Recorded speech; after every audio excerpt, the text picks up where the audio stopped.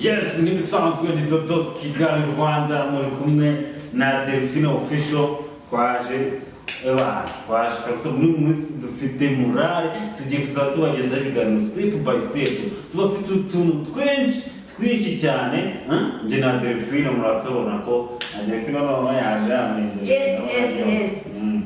Ya n'ibisanzwe amazina n'ingabo Delphine YouTube channel Delphine Official. Ya n'ibisanzwe rero hano hari inkuru y'umuriro. N'urukundo uburyo umuhungu cyangwa se umusore akwihishamo mukaba mukundana kandi atabukunda, akakwereka ko akwitayeho kandi nta rukundo afite.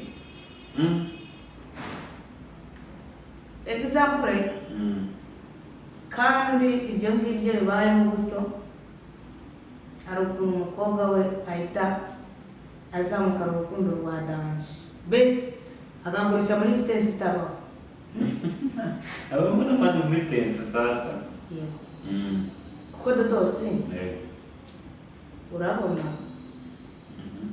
urabona imodoka uri kuyibona siko habamo ibintu bijyanye na vitesse kuva ku ya mbere kujya ku ya gatanu yemerero byose. Dodos ahantu bita umuriro ni hariya ushobora kunyereka ko nyitayeho nyeretse ko nkunze mbese umureba buri kimwe cyose. Umuriro numva ari biriya byungo bushyuhe umukobwa afite ubushyuhe iby'ubushyuhe se nibyo rero nagita umuriro. Oya ubushyuhe bunywa n'amazi ngo bigakira. Dodos wari wakundana n'umukobwa akakubwira bamubwira ko umukeneye wumva ushyushye umeze neza akakubwira ngo amazi birashira. Ari umukobwa ubibwiye ngo amazi